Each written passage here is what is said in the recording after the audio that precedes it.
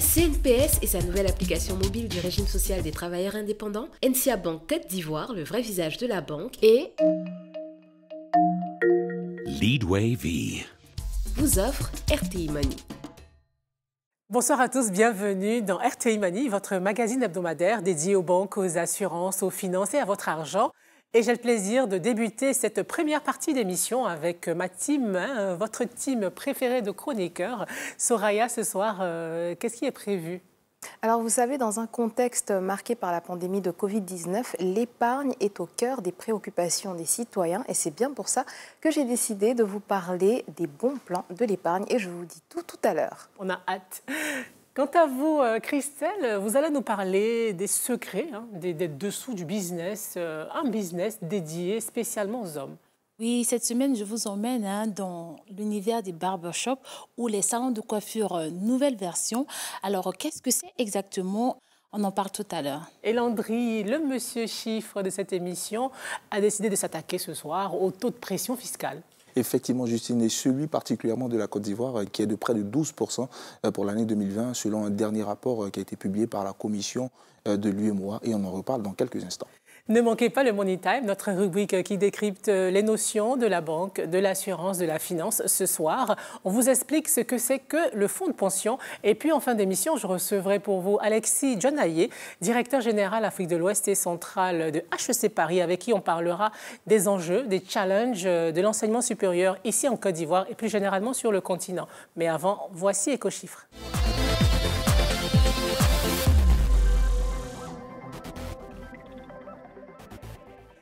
Landry, avec vous, on parle ce soir du taux de pression fiscale. Mais avant d'aller plus loin, qu'est-ce que c'est ? Alors, Justine, on pourrait définir le taux de pression fiscale comme étant le coût de fonctionnement de l'État à la charge de ses citoyens, de ses entreprises et des particuliers. Il se mesure en pourcentage du PIB.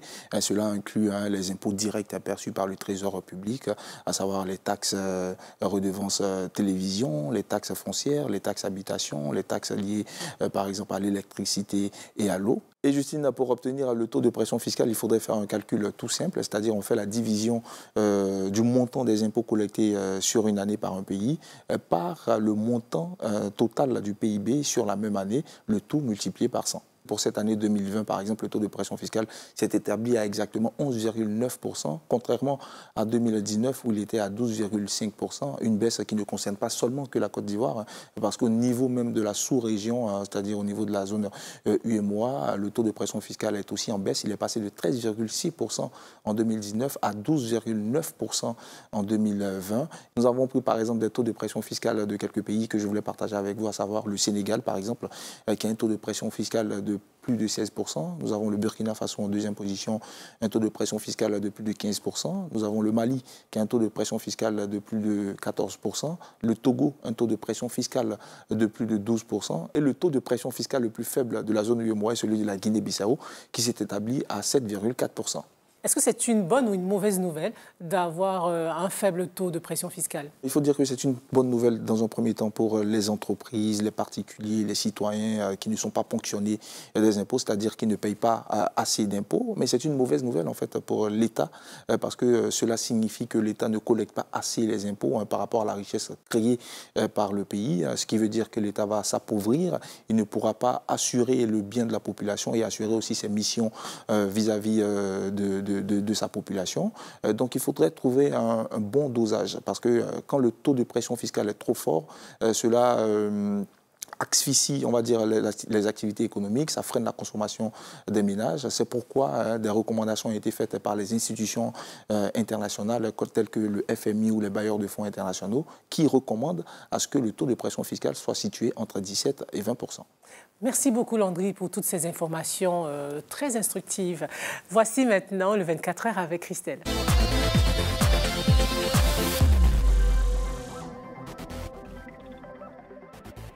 Christelle, avec vous ce soir, on va aller comprendre les dessous d'un business dédié aux hommes. Oui, le business des barbershops, déjà c'est un terme anglais qui signifie littéralement la boutique du barbier. On y va tailler sa barbe, se couper les cheveux ou même se faire des tresses. Alors c'est un concept qui n'est pas nouveau mais qui a fait peau neuve ces dernières années avec de nombreuses innovations. Et bien pour tout savoir, j'ai partagé le quotidien de Zénab Issaoui.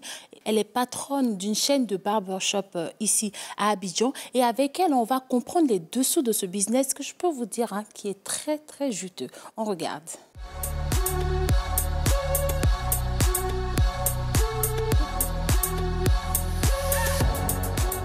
Des coupes au millimètre près, des clients qui veillent sur leur look, des coiffeurs qui ont la fibre artistique, voilà le quotidien de ce salon de coiffure d'Abidjan. Un de ces nouveaux barbershops qui séduisent de plus en plus d'hommes. Même si celui-ci a été fondé par une femme, la voici, Zénab Issaoui, qui s'est lancée il y a 3 ans dans le business de l'entretien de la jante masculine. Tu vas te couper les cheveux? Oh, j'ai gardé mes cheveux un peu. Après, ton petit là va me faire ça. Pour ouvrir ce salon, Zénab n'a pas hésité à investir ses propres économies.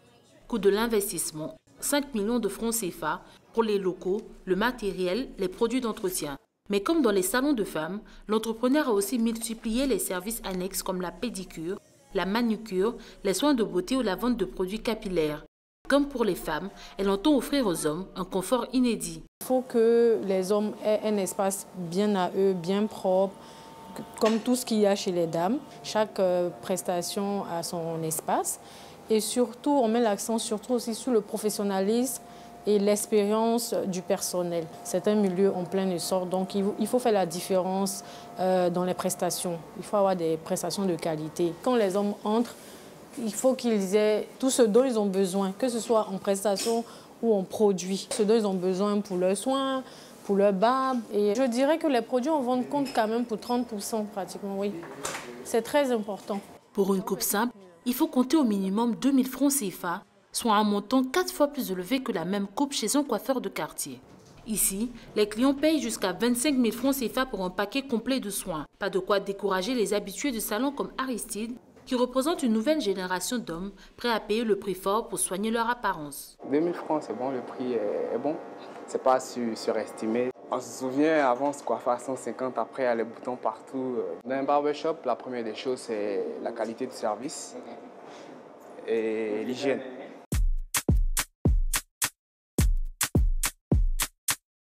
En se lançant dans ce business du barbershop, Zénab a misé sur un changement culturel en cours, celui d'une clientèle masculine qui n'hésite pas à se rendre dans des salons pour des soins de beauté.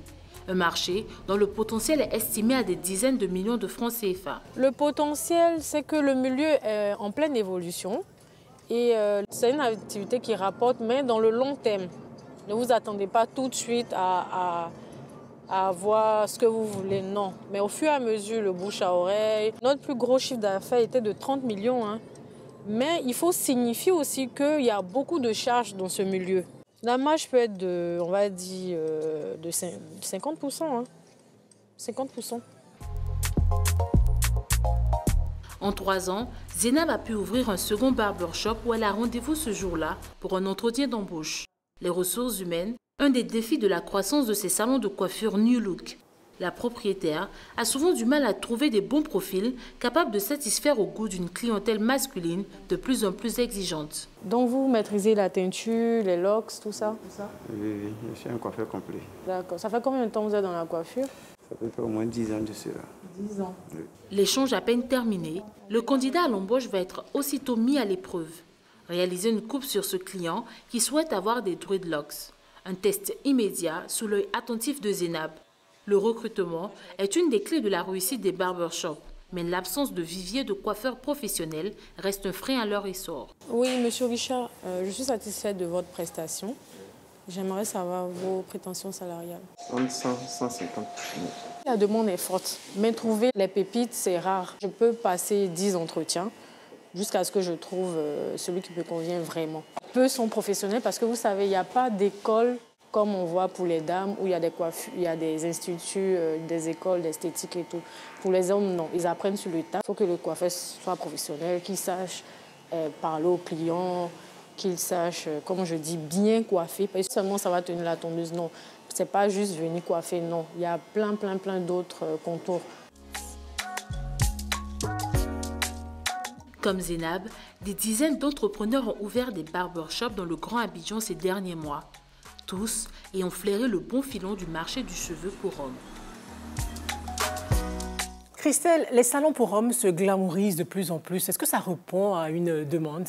Oui, Justine, ça répond à une très forte demande. Le constat a été fait sur le terrain avec les hommes présents dans les différents salons que nous avons visités. Pour eux, c'était important d'avoir un espace de beauté qui leur est essentiellement dédié parce qu'avant, pour faire une pédicure, une manicure, ils avaient besoin de pousser les portes d'un institut de beauté pour femmes. Et donc, un homme qui demande une épilation, souvent, voilà, ça suscitait des regards un peu curieux. Donc, on peut vraiment dire que c'est un business assez intéressant. En tout cas, merci beaucoup de mettre la lumière sur ces business-là qui fleurissent ici à Abidjan. Voici maintenant pour vous les bons plans de Soraya.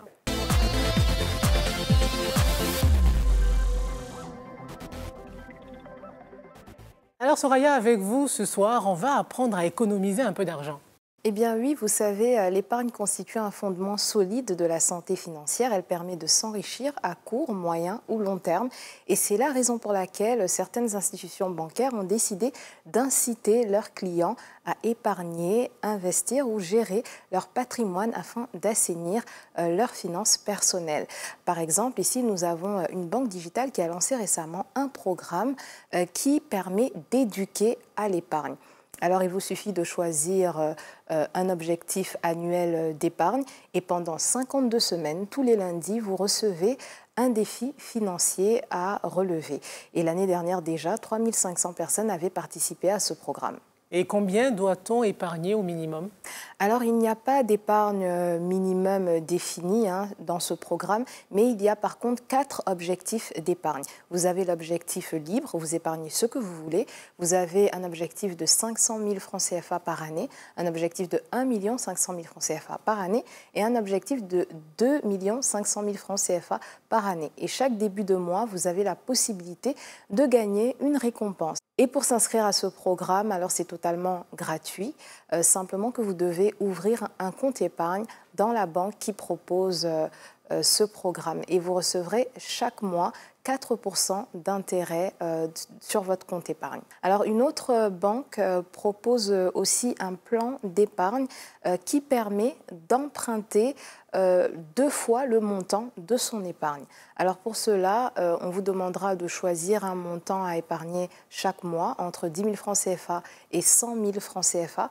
Et après 12 versements réguliers de ce montant sur votre compte épargne, alors vous pouvez faire une demande de prêt à un taux préférentiel. Merci beaucoup Soraya, merci Landry, Christelle. On se retrouve dans une semaine. RTI Mani se poursuit tout de suite après la page pub. Durant les 40 années où j'ai travaillé en tant que planteur, je rêvais d'une retraite paisible avec ma famille. Aujourd'hui, je suis épanoui. La CNPS me fait bénéficier d'une pension de retraite à vie. À vie? Mais c'est super, papy. Et j'en profite avec joie, pas vrai? Oui! Toi aussi, enrôle-toi en agence ou en téléchargeant la nouvelle application CNPS. La CNPS, maintenant, c'est pour tout le monde. À la recherche d'une offre qui vous corresponde, découvrez nos offres de produits et services groupés NCA Bank, les packs tout en un. Compte chèque, découvert, carte bancaire, service bancaire à distance, assurance vie et plein d'autres avantages. Jeunes, artisans, fonctionnaires et salariés, quel que soit votre profil, nous avons le pack qui vous convient. Rendez-vous dans l'agence NCA Bank la plus proche et ouvrez votre compte. Plus d'infos 80 200 800. NCA Bank, le vrai visage de la banque. Il me faut un terrain pour me construire une villa de retraite. Ah, mais tonton, les terrains familial à quoi du coup? Quoi? Tu veux ma mort, petit? Relax, le vieux. Ton terrain viabilisé avec ACD t'attend chez Leadway. L'eau est déjà calée, le courant passe, le titre de propriété est propre. Ne perds pas le temps. Viens choisir ton terrain, paie à ton rythme pendant 5 ans et mets ta famille à l'abri. C'est important. Contactez vite le service client Leadway au 25 20 01 31 00 et sur ci.leadway.com. Avec Leadway, construis ton avenir maintenant. Leadway V. RT Mani se poursuit avec dans quelques instants notre invité cash, Alexis Dionaye, directeur général Afrique de l'Ouest et centrale de HEC Paris, avec qui on parlera des défis de l'enseignement supérieur ici en Côte d'Ivoire et puis généralement sur le continent. Mais avant, voici le Money Time, notre rubrique qui décrypte pour vous ce soir le fonds de pension. Qu'est-ce que c'est? Comment pouvez-vous en bénéficier? Regardez.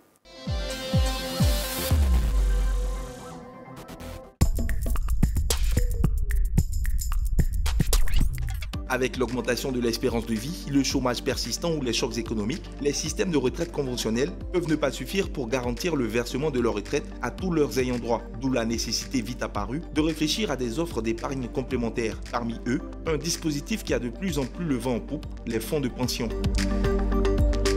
On appelle ainsi des organismes de retraite ou des institutions financières chargées de récolter l'épargne des cotisants en vue de leur reverser plus tard une pension de retraite complémentaire. Et pour assurer la pérennité de cette rente à vie, les fonds de pension procèdent à des placements financiers. Les sommes collectées sont ainsi investies dans l'immobilier, en bourse, pour acheter des actions, des obligations ou des produits financiers plus complexes. Ces fonds prennent aussi des participations dans le capital d'entreprises privées ou d'autres fonds, avec un seul objectif, faire le plus de plus-value possible et gagner un maximum d'argent. Les fonds de pension peuvent être créés par des entités publiques ou privées pour le compte de leurs employés, par les caisses de retraite, par des spécialistes de la gestion financière et parfois même par les gouvernements. L'adhésion peut être obligatoire ou facultative. Les cotisations proviennent des salariés et souvent aussi des employeurs. Une des différences fondamentales entre les fonds de pension et les caisses de retraite, c'est leur modèle économique. Les fonds fonctionnent en général par capitalisation, contrairement au modèle par répartition des caisses de pension classiques. Dans le système dit par répartition, les cotisations versées par les travailleurs d'aujourd'hui permettent de financer les pensions de retraite de ceux qui ne sont plus en activité et ainsi de suite. En plus, la pension est calculée sur un pourcentage du salaire ou sur une période de cotisation. La répartition est un système de solidarité entre générations. Au contraire, dans le modèle par capitalisation, qui est beaucoup plus individualiste, chaque cotisant épargne à titre personnel pour se voir reverser à terme une retraite proportionnelle à l'épargne mise de côté et aux intérêts produits par les placements effectués. La pension est soit un capital unique, soit une rente à vie, et dans certains cas, les deux à la fois. Grâce aux placements financiers qu'ils effectuent, les fonds de pension brassent des montants colossaux. Selon l'OCDE, le club des pays riches de la planète, les actifs des fonds de pension dépassaient les 35 000 milliards de dollars à fin 2020. En Côte d'Ivoire, il n'y a pas à proprement dit de fonds de pension actifs dans la retraite complémentaire. Les compagnies d'assurance, avec leurs produits d'assurance vieillesse, assurent la majeure partie de la retraite complémentaire. Mais les deux caisses de prévoyance sociale, la CGRAE pour les fonctionnaires et la CNPS pour les salariés du privé et les travailleurs indépendants, jouent en quelque sorte le rôle de fonds de pension. Si elles fonctionnent suivant le modèle de répartition pour le régime en général, elles introduisent une dose de capitalisation pour les pensions complémentaires et les cotisations qu'elles recueillent sont placées sur les marchés, dans le capital d'entreprise, dans l'immobilier, les banques ou les fonds d'investissement. En 2020, le portefeuille financier de la CNPS s'élevait à environ 529 milliards de francs CFA, une manne qui a connu une gigantesque augmentation depuis 2012, de quoi assurer l'avenir et la pérennité de la retraite de millions d'Ivoiriens.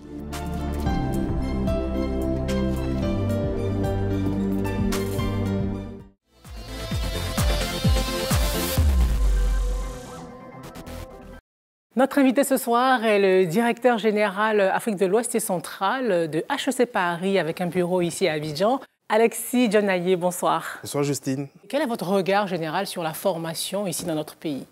Il faut savoir que l'enseignement supérieur est en Afrique est le maillon faible du système éducatif en général. On a beaucoup d'investissements sur le secteur de l'éducation primaire et l'éducation secondaire, mais dès qu'on passe à l'enseignement supérieur, il y a beaucoup de défis. Il y a les défis de planification. On se rend compte simplement avec les défis d'effectifs auxquels les universités doivent faire face. C'est-à-dire que vous avez beaucoup d'élèves formés qui ont le bac, mais malheureusement, les structures d'accueil universitaire n'existent pas ou ne sont pas adaptées à recevoir autant d'étudiants. Mais également, il y a surtout les défis de l'adéquation de la formation au marché de l'emploi. Et ça, je crois que c'est le plus grand défi qui, après, entraîne tout le reste, à savoir les problèmes d'inemployabilité. Donc, malheureusement, l'enseignement supérieur n'est pas toujours adapté. Et ce n'est pas seulement le cas en Côte d'Ivoire, mais c'est le cas dans cette partie du monde, en Afrique. Et je crois que c'est un défi pour nous tous, pour cette génération, pour être capable, effectivement, de pouvoir offrir des solutions pour répondre à ça. Et je crois que tous les gouvernements sont un peu conscients de ça.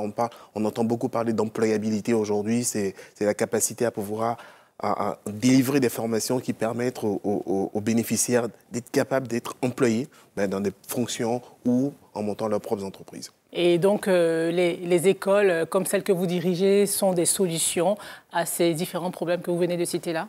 Il faut savoir que HEC Paris est une institution à but non lucratif. Ce n'est pas ce qu'on pense, mais je peux vous dire que nous sommes une institution à but non lucratif au service de l'intérêt général, à travers l'enseignement et la recherche, pour pouvoir permettre à des personnes, à des entreprises, d'accélérer, n'est-ce pas, leur capacité à créer de la richesse. Et cela passe par nos formations. Nous formons des leaders d'aujourd'hui, des leaders de demain, et également des entrepreneurs. Il y a quand même des coûts pour avoir accès à cette formation-là. Vous parliez par exemple des formations sur l'entrepreneuriat. Ça part de combien? Jusqu'à combien? Est-ce qu'on peut le savoir? Le programme Challenge Plus Afrique que nous avons lancé l'année dernière, qui est un programme d'accompagnement d'entrepreneurs. Donc nous prenons des entrepreneurs, jeunes ou pas, qui viennent avec leurs projets, qui sont sélectionnés. Donc on a reçu plus de 200 projets. Nous en avons sélectionné 20. Malheureusement, il y en a eu 19 qui ont commencé le programme depuis octobre dernier. Et ce programme coûte normalement 15 000 €, donc environ 10 millions. Nous le laissons aux porteurs de projets, aux promoteurs, aux entrepreneurs à 3 millions. Ça veut donc dire que ces entrepreneurs ont payé 3 millions au lieu de payer 10 millions de francs CFA pour faire ce genre de programme. C'est 8 mois de formation, c'est plus de 200 heures de cours et c'est des cours délivrés par des professeurs de Paris, mais également des experts locaux, des experts de la région qui interviennent sur des spécificités locales. Et parce qu'il est important de savoir que l'entrepreneuriat, on ne peut pas faire du copier-coller avec ce qui se passe sur d'autres régions. Alors, quand je vous dis que l'entrepreneur paye 3 millions, c'est vous dire effectivement que les 7 millions de gap qu'il y a, il faut le couvrir. Et c'est pour ça que ce type de programme, nous disons que c'est un programme subventionné. Et quelle est la formation la plus chère sinon?